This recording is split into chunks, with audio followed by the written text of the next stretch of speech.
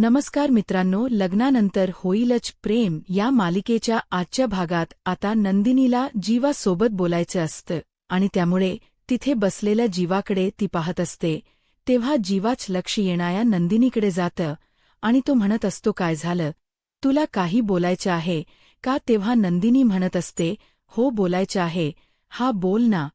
तर आता इकडे जीवाने नंदिनीच्या मनातलं ओळखलेलं असतं आणि तेव्हा नंदिनीला फार छान वाटलेलं असतं. तर आता जीवा म्हणत असतो, हे ब्युटीफुल, काय झाले, बोल ना. तेव्हा नंदिनी म्हणत असते, नाही, काही नाही झालं, नक्की काही नाही झालं ना, हो काही नाही, असं म्हणून आता जीवा निघून जातो. तर आता नंदिनी म्हणत असते, छे, उगाचच मी आपला चुकीचा विचार करत होते. जीवा अजिबात तसे नाहीयेत असं म्हटल्यानंतर दुसऱ्या दिवशी सकाळची वेळ असते. आता पार्थ हा किचनचा ताबा घेऊन किचनमध्ये असतो. नंदिनी आवरून किचनमध्ये जाते तेव्हा पार्थता नंदिनीला विचारतो, नंदिनी, तुम्हाला पराठे मी इथे देऊ का? तुम्ही डायनिंग टेबलवर बसून खाणार आहात. तेव्हा नंदिनी म्हणत असते, पार्थ तुम्ही नका काळजी करू, तुम्ही तुमचं आटपून घ्या बरं, जे काही करायचे आहे ते मी करेल आणि मला जिथे पराठे बनवून घ्यायचे आहे किंवा खायचे आहे ते मी घेईल. तेव्हा पार्थ म्हणत असतो, अजिबातच नाही नंदिनी, आज मात्र स्पेशल माझ्या हातचे सर्वांना पराठे खायला मिळणार आहेत. आजचा जो मेनू आहे ना तो फक्त आणि फक्त इथे माझ्याच हातचा आहे. तुम्हाला आता एक गोष्ट सांगू का, मी इथे आज मस्त गरमागरम पराठे आणि हे बघ जीवा, तुझ्यासाठी मस्त बॉईल केलेले अंडे मी इथे आणलेले आहेत. तेव्हा जीवा त्याला विचारत असतो, काय झाले, हे सगळं तू काय आणि कशासाठी करतोस? म्हणजे आज तू चक्क किचनमध्ये आहेस, काय विषय काय आहे? त्याच वेळेला आता पार्थ म्हणत असतो, अरे त्याचं काय आहे ना, अधूनमधून कधीतरी आपण इथे किचनचा ताबा घेतला पाहिजे आणि म्हणूनच मी इथे किचनमध्ये गेलो आहे आणि किचनमध्ये जाऊन इकडे हे सगळं काही मी करत आहे असं सुद्धा आता इकडे तो बोलत असतो. आता हे सगळं काही बोलल्यानंतर इकडे मानिनी म्हणत असते, हो. तेव्हा पार्थ म्हणत असतो, कस ना, पुरुषांनी आत्मनिर्भर व्हायला व कधीतरी असं म्हणून सगळेजण हसत असतात. आता वसू आणि रम्या तिथे येतात. वसुरम्या आल्यानंतर इकडे या सगळ्यांच्या हसणं आणि हे सगळं काही पाहिल्यानंतर त्या दोघी जणी विचारतात, अरे अरे काय चालले, आम्ही तर आणखी तुम्हाला गुड न्यूज सुद्धा दिली नाही, मग आम्ही गुड न्यूज न देताच तुम्ही इथे हसायला सुद्धा लागलात. तेव्हा इकडे आता हे सगळेजण रम्या आणि वसूकड पाहतात. मानिनी म्हणत असते, काय मग तुमच्याकडे कसली आणि कोणती गुड न्यूज आहे? तेव्हा आता इकडे रम्या म्हणत असते, आहे ना, आमच्याकडे खूप मोठी गुड न्यूज आहे. तर आता वसू म्हणत असते, सांगतेस का रम्या? तर आता रम्या सांगायला सुरुवात करत असते.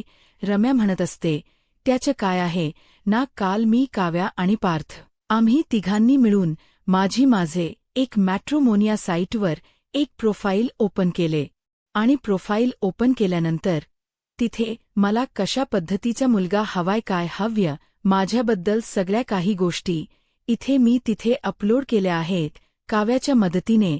आणि त्यानंतर मला इथे मी 10 मुलं पाहिले होते, पण 10 मुलामधून मला एक मुलगा फार आवडलाय. काय काय सांगतेस काय? हो, मी अगदी बरोबर सांगते आणि त्याचं नाव आहे विजय मितकरी. अरे वा रम्या, खरंच हे सगळं खरं आहे का? आता रम्याने ह्या सर्व गोष्टी सांगितलेल्या असतात, पण तेवढ्यातच पार्थ हा सांशिक नजरेने रम्याकडे पाहतो. रम्या हसत असते आणि ती हसत असताना आता इकडे थोडीशी लाजल यासारखी सुद्धा करत असते.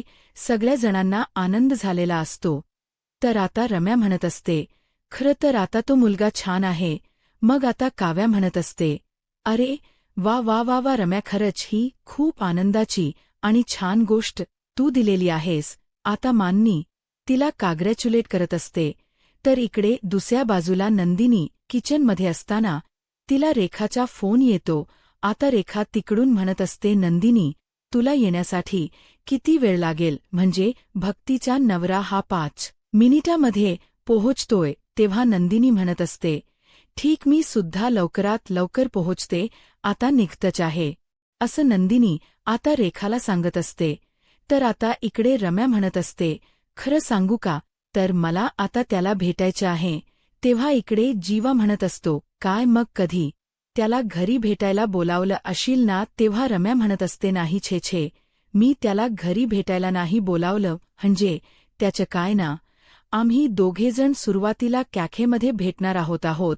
आमच्या गप्पा वगैरे होतील, थोडंसं एकमेकांना जाणून घेऊ आणि त्यानंतर मग त्याला घरी बोलवू. इकडे दुसऱ्या बाजूला आनंदिनी आता जीवाला विचारत असते, जीवा प्लीज मला सोडाल का? तेव्हा जीवा म्हणत असतो, अगं सोडाल का, काय विचारतेस, सोडा, असं म्हण ना. असं म्हणून आता ते दोघेही जण निघून जातात.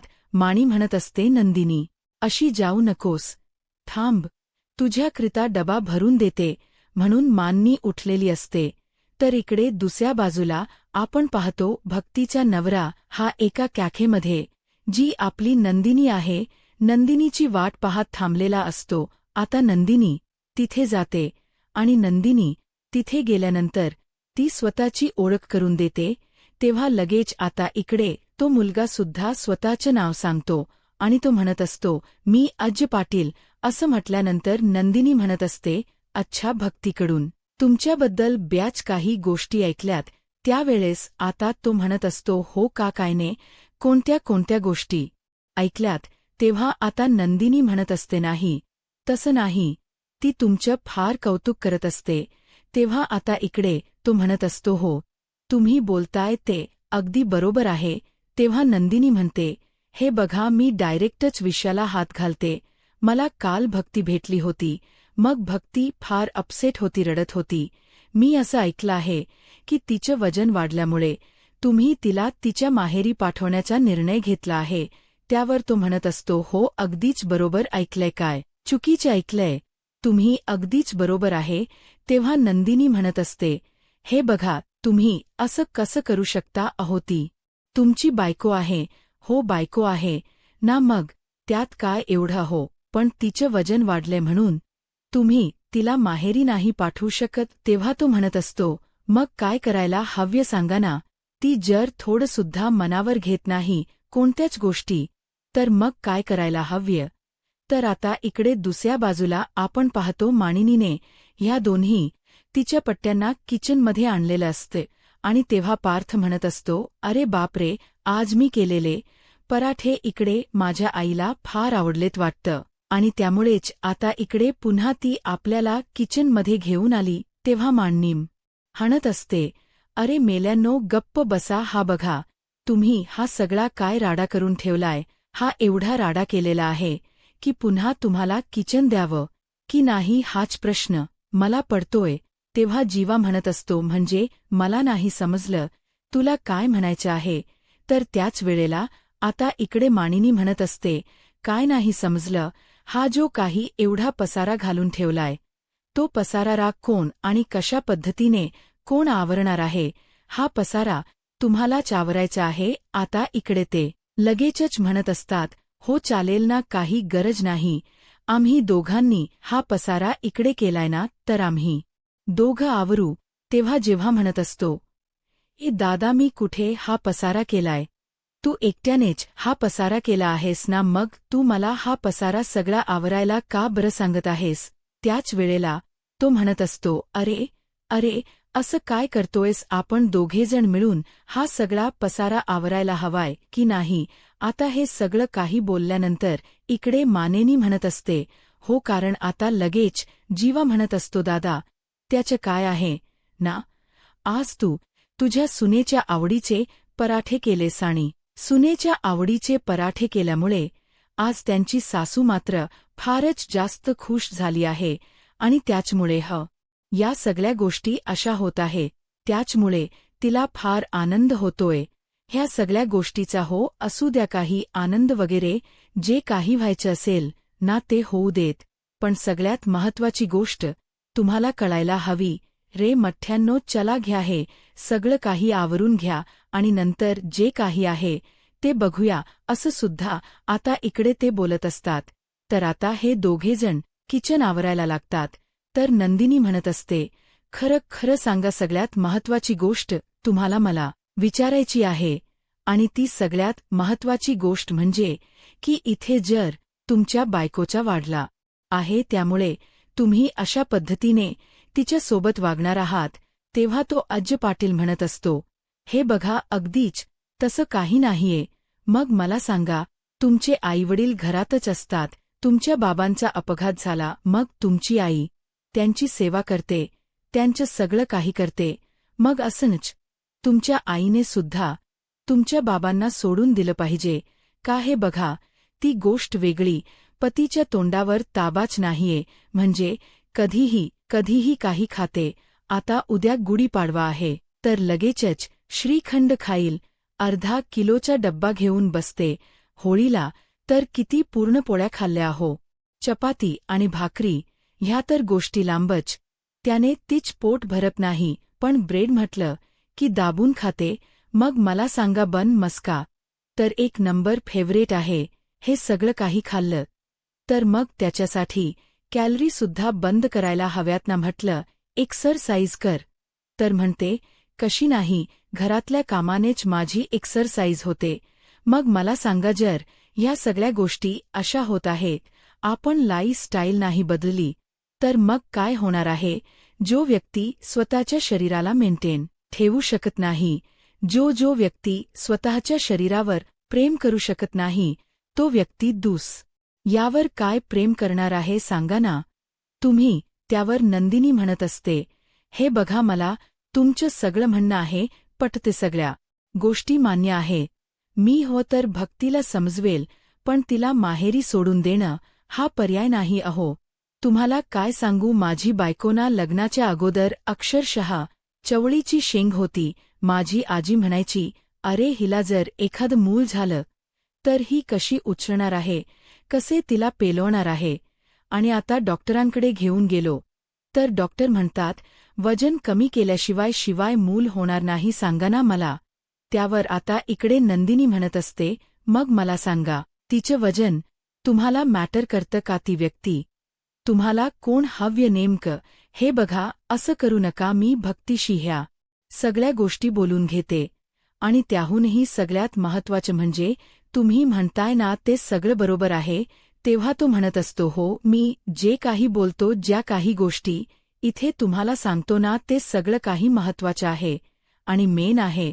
पण तरीसुद्धा इकडे तिने स्वतःची लाईफस्टाईल आणि ह्या सर्व गोष्टी बदलल्या पाहिजेत की नाही, असं सुद्धा इकडे तो बोलत असतो. हे सगळं काही बोलल्यानंतर इकडे मात्र तो निघून जातो. तेव्हा नंदिनी विचार करते, बापरे, काय असेल या सगळं काही?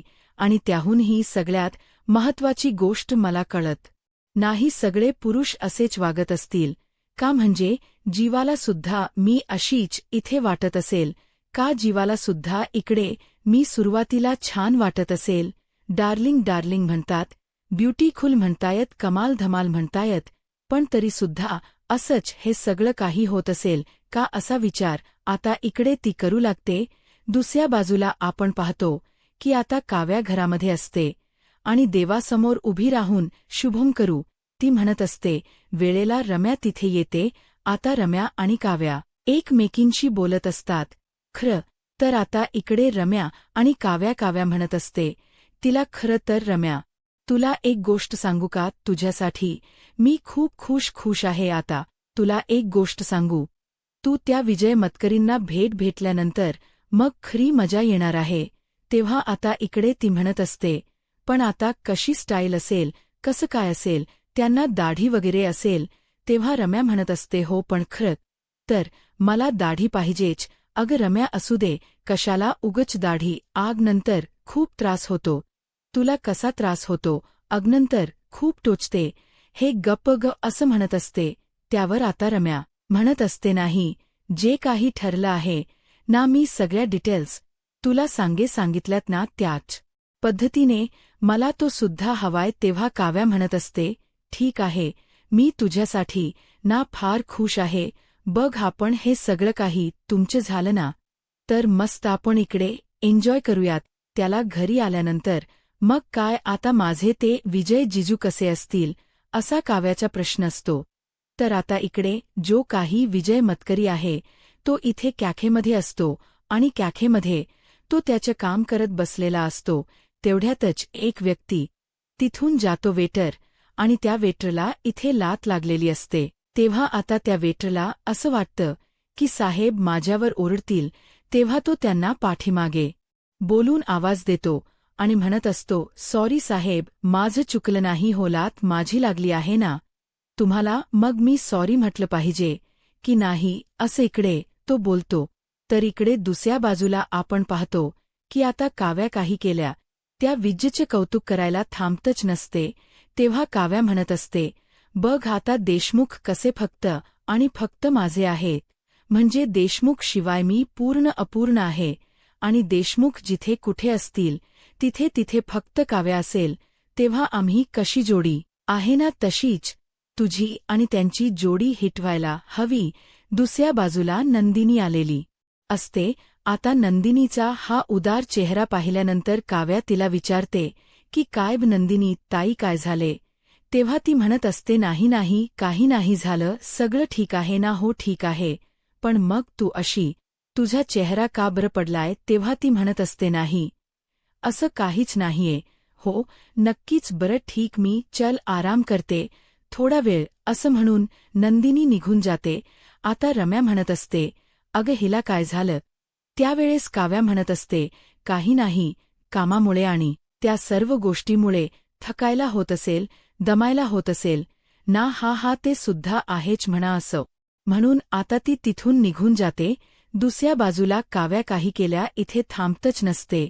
त्यावेळेस रम्या म्हणत असते, थांब जरा थांब, आता इथून पुढे खरी मजा येणार आहे. तुला कळणार सुद्धा नाही की आता मी विजय मतकरी सोबत का आणि कशासाठी इथे पुढे जाते, का आणि कशासाठी लग्न करते.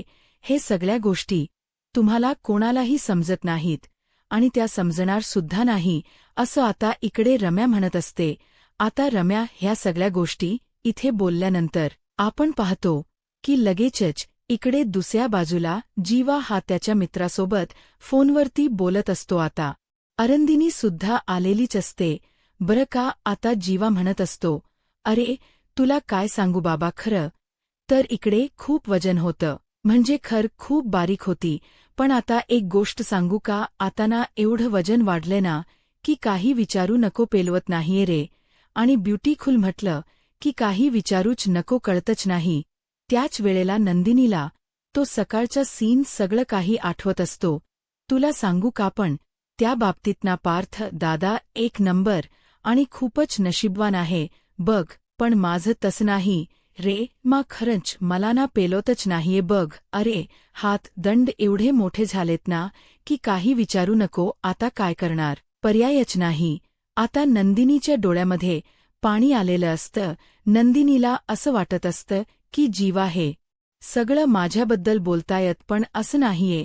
जीवा हा स्वतःबद्दल बोलत असतो, कारण जीवाला स्वतःचंच मेंटेन ठेवायचं असतं आणि त्यामुळे त्याच्या मित्रासोबत या सर्व गोष्टी तो शेअर करत असतो. तेवढ्यातच त्याच लक्ष येणाऱ्या नंदिनीकडे जातं. आता तो म्हणत असतो, अगं नंदिनी, तू कधी आली आहेस. तेव्हा नंदिनी म्हणते, आताच आलीये.